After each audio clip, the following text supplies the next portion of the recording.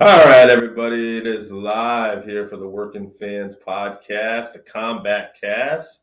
And man, we are going to talk about 2022 today, who we think are going to remain champion, who's going to lose the belts in the UFC. We'll talk about some fights we want to see. And, we're just excited to be here. Chevy, a little under the weather. Thank you for braving it with me today. Why don't you tell the people what we got coming up at least for the next couple of weeks? All right, so January 8th, we're going to be working on our next 5-3-1. It'll be greatest boxing matches of all time. And then January 15th, we're going to do another 5-3-1, greatest fighters of the 80s. So make sure you send in those lists. We might be seeing our friend AJ Strange Brew on one or two of these. Get him in on some Combatcast. That's right, yeah. And we'll figure it out because Chevy's going to have a new job coming up too. So we're going to balance this out. We'll be in a transitional period for the next couple of weeks. But AJ wanted to get into some boxing. So, I might record two things and, we'll put it together. So no worries. We'll figure it out. Damn right. All right. All right. I want to talk about first. Let's start off with the UFC. Just the champions. All right, we'll do that, and then I got like fights I want to see, and that's mostly UFC. But I did throw a boxing fight and just kind of another dream fight in there too. So, but let's start off with the titles, and let's just see if we agree on some of these. I'm sure we will. I think we're going to agree on a lot of these. But we'll start off with some of the smaller weight classes. Let's start off Rose Namajunas. I say she keeps the belt this year. So I would love to see Rose keep the belt. I'm thinking that if it's not her, it's going to be Marina Rodriguez. She's, I think, like number 4 or something like that. But she's been looking very good in her last few fights. And I think stylistically, I'd like to see her fight Rose. I think that's a great matchup. It's such a super competitive division, too. The women's strawweight is just such a blast. And you never know what's going to happen in these fights. We've seen Rose lay people out and then have competitive fights with them. We saw her lose to Andrade in a fight she was dominating. Then she won a competitive fight with Andrade, but then Andrade got worked by Whaley. I guess it's the epitome of how MMA math doesn't work. Just look at that division. Exactly. It's any given Sunday, to borrow a football term, and anybody can beat anybody in that elite women's strawweight class. That's what keeps it exciting. That's what makes people want to watch. And on the flip side of that, let's talk women's flyweight. Valentina Shevchenko, the most dominant champion probably in all of UFC. I think we're definitely going to agree on this one. She continues to remain flyweight champion. I don't see anyone beating her. I went with her as well for 2022. I think she's going to stay the champ. Yeah, she's a force. And then continuing on with the women, Bantamweight. Now this one, Juliana Pena, baby.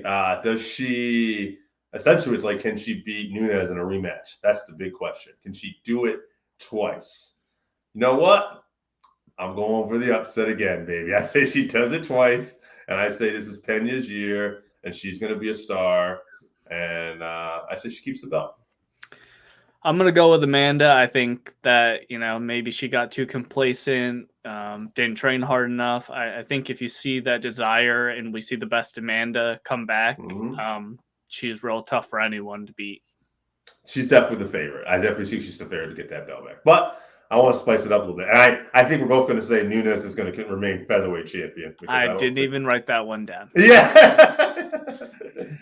Actually, I put down, I'll skip this for later, but one of my dream matches I thought would be fun is Kayla Harrison versus Cyborg at featherweight. And I think since it's Kayla, there might be a little delay, maybe coming to UFC, maybe Bellator can get that done, and we get that big fight between her and Cyborg this year. I'd love to see that as well. Yeah, it'd be tremendous. Now, so that will do it for the women. Let's start off with the men's. Let's start off with flyweight. Brendan Moreno, super competitive division. He could definitely lose the title, but I'm a fan of his.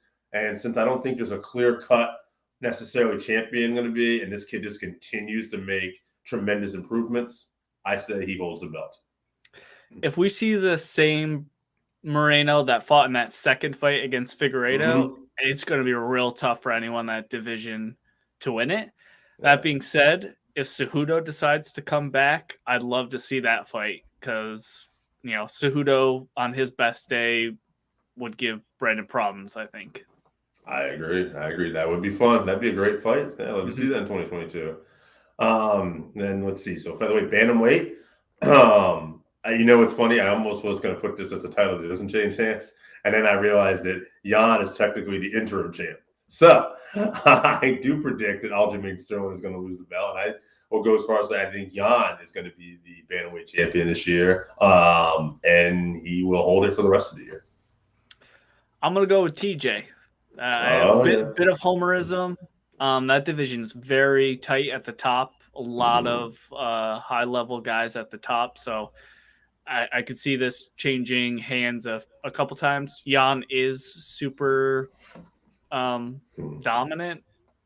So yeah, you could be right, but I'm going to go with TJ. I'd like to see TJ get that belt back. Okay. I mean, I would too. Tough division, but Mhm. we'll see. Featherweight. I think Max Holloway he gets the belt back this year. I say Volkanovski's going to drop it, and Holloway is going to be the champ for a while now because I think he's just gotten so good. And although we have to have the fight, and Volkanovski is no joke, I think it's Holloway's year. So I also would see Max as the champ. I'd like to see him maybe go up. I'll talk about it later with the fights I want to see, but I'm thinking I'd like to see him go up to lightweight, maybe challenge for Uh, that belt. So oh man, we got to talk about that later too because I I'm I got I got something in my dream match involving same, him too. same, Yeah. same. So if it's not Holloway, I'm gonna go with Giga Chikadze. I can't pronounce his name. He's like Yeah. Georgian. He's a Yes. great kickboxer. I think he has a fight coming up against Calvin Cater. Mm. I think it's the main event actually. So I think it's going to be a real showcase for him. Tough fight for Cater. We'll talk about it obviously when it gets closer, but I could see him being champ. He's head kicking people. He's hasn't Mm. had to showcase his ground game yet, but apparently it's pretty good. Um, so we might see him as champ. That's another great division. Absolutely. And as for lightweight champion, I think this is going to be Justin Gaethje's year. I think he'll beat Charles Oliveira, who I think is a class act and a tremendous champion. But the difference, I think, is Trevor Whitman. I think this is going to be Whitman's year. I think Rose, I think the things he's done with Usman, and I think they're going to finally crown it with Gaethje too. I think Gaethje's looked tremendous in his last several fights, with the exception of Habib, and that's Habib. And even that fight was a little weird, and there were times where those leg kicks were looking pretty good. Mm-hmm. So I don't know. I think there's like when I look how talented Oliveira is, it's stylistically I like Gaethje in that fight because he's not going to be taken down, and I haven't seen him other than Habib. I haven't seen anyone really and that was I think he went unconscious. Like I don't think this guy's been tapped out yet. So when you throw all that, and as good as Oliveira is on his feet, Gaethje's another level right now, I think, on his feet. And I like the style matchup of that fight. I like Justin Gaethje. I think he wins the title this year, and I think he's going to be the champ. I like Justin Gaethje. Personally, I think that matchup with Charles is his worst matchup. I don't think that Charles would get him to the ground, but the way that Gaethje comes in with his hands high, I think it leaves him open to, if they get in a scramble on the cage or something, that Charles just gets on his back in the standing position. And Justin's jiu-jitsu, he didn't show much of it against Khabib, and Charles is scary. So I just think stylistically that's a bad matchup for him. With that being said, styles make fights. Anyone could win the belt if they get the right matchup in this division. I'm going to go with Islam Makhachev just because he's looked great. He has that Khabib style wrestling with a little bit better stand-up. we have to see him against more top level guys, but he's dismantled some good guys. I mean, what he did to Dan Hooker. I mean, I want to see him against some top level guys, but I'm going to go with him as the champ. Yeah, I mean, he's definitely a good candidate. Now that's lightweight going up to welterweight. Usman will probably fight Leon Edwards this year. I think he'll win. Nothing against Edwards. I just think Usman he's a beast and he's looked unstoppable. Yeah, I don't see anybody taking the title from Kamaru this year. I think it'll be interesting. Now, Khamzat Chimaev is a wild card. But he's got to win some fights. I don't know. Maybe they fast track him if he does win his next fight or two and he gets a title shot. But I'm going to have to see more of him. I don't just, dismiss everything Usman's done. Yeah, I think you're right. If it's not Usman, I think it'll be Khamzat. And I think, if he dominates his next opponent, which will be a, higher ranked opponent, if he dominates his next opponent the way he's dominated everyone else, he's going to get a title shot after that. Yeah. And I'd like to see that fight against Usman. I mean, Usman's stand-up has looked good. His wrestling's great. I'd love to see how he matches up against the pressure and power of Khamzat. And then I got Stylebender all day with his middleweight title. I don't think someone touches him. I think at light heavyweight, it was an experiment, and it's not to say that experiment is done, but right now, middleweight is his division, and I think he owns it. I have a bad feeling that Whitaker. I mean, I say bad. I like both guys, but I have a feeling Whitaker's going to get it done. We're going to see a trilogy fight between these two. So Whitaker, I'm going to go with Whitaker as the champ. And then I think maybe Izzy gets it back in the third fight. Interesting. Look forward to seeing that. Okay. Light heavyweight. I'm not sure. Who would you say some of the top challengers for Glover Teixeira right now? Everyone in that division could beat him in the top 10, I think. Stylistically. I mean, I'm going to go with Yuri Prochazka. Okay. He's the Polish or Czech samurai or right, something like that. Right, he's got a crazy, anime hair. Mm-hmm. He has a great karate style. I think he's a real tough matchup for Glover, and I think he's next in line. I don't know what his ground game really looks like, but I see him probably clipping Glover and taking him out. Just his foot movement, his footwork and distance management. I see him being the champ. Okay. Yeah, I'm going to agree with that then because, like you, I just feel like it was a great story. I'm so happy Glover got the belt. Same. But I also feel like he's a vulnerable champion. And, that we got to watch like a really feel-good story get willed into existence. But, they don't usually last. So he's Brazilian Rocky. Yeah, we'll see how it goes. But, yeah, I do think that belt is going to be leaving him, unfortunately, this year. That brings us to the men's heavyweight division, which is fascinating because this matchup is already booked. Ciryl Gane versus Francis Ngannou. And I think that is the most interesting matchup at heavyweight division you could make. And it gets a little more interesting when you realize Francis Ngannou is on his last fight for the UFC and doesn't want to apparently renew his contract with the UFC and wants to go after boxing heavyweight championship. So it's like, is he going to get that done? Now, I think Gane has a great chance. I think technically he's as good as any heavyweight when it comes to striking. I think he's better on the technical aspect. Of course, all that being said, Negano has that lights out power. He also showed a little bit of wrestling in his last time. Mm-hmm. So this is easier said than done. I'm kind of old school. I don't like the guy just to leave with the heavyweight title, although I wouldn't be mad at Francis because I think he's a great dude. I'm going to say Ngannou gets it done. I'm going to say Ciryl Gane gets it done, and I say he pulls off the upset and he takes that heavyweight title. So you don't think John Jones fights, or you don't think he has a chance of winning? Oh, I didn't think about this. This is for the whole year, right? Yeah. Okay. You know what? Change He's your got a pick? chance, but no, I'm not going to change my pick. I'll tell you why. Because even if Negano stuck around or Cyril gone, I think at the end of the day, I think that kind of power, we don't know what kind of John Jones we're getting.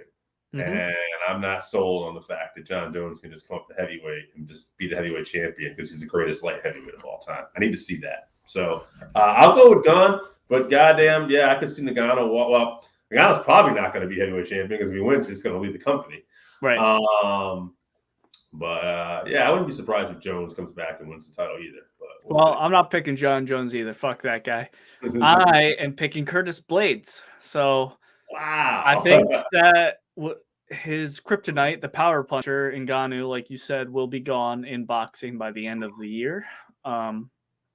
Whether he wins or not, I think maybe he just leaves. Which, good for him. Go get paid. I would like him to stay because, he's the heavyweight champ. He's the most exciting fighter. But that leaves Curtis Blades.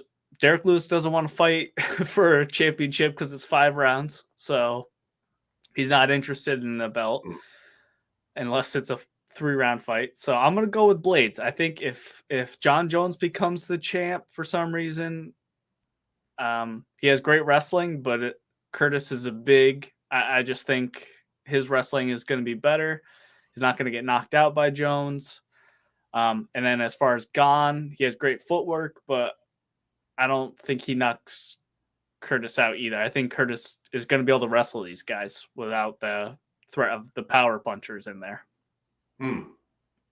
Yeah, no, right. Without their power punch, Blades is definitely an interesting pick. We'll see. I like it. All right, let's talk about some potential dream fights here. We talked a lot of UFC. So before we get to that, like I said, I think Kayla Harrison and Cyborg would be the fight to make as far as women go this year. And it wouldn't even be a fight in the UFC. So I think that's an interesting matchup. Harrison's a free agent right now. Cyborg's with Bellator. Scott Coker, get it done, man. Get it done for your organization. Put that spot and send it to Mohegan Sun so your boys can get up there. Please do. Maybe check this out because I would love to see that fight. And then one other fight before I start getting into my UFC fights, I want a boxing match. I'm going to throw 2 boxing matches, actually. I got Anthony Joshua, who I think will hopefully get his world title back this year, and Tyson Fury. I'd love to finally see this fight. If Joshua gets that belt back, let's not fuck around. Let's sign these 2. Let's get them in the ring. Let's see what happens. I think Tyson Fury is the best fighter in boxing at heavyweight right now, and I don't think it's even close. And just to be fun, just because who knows what's going to happen, I'll say the other heavyweight boxing match I want to see is Tyson Fury versus Francis Ngannou. Let's just see what happens.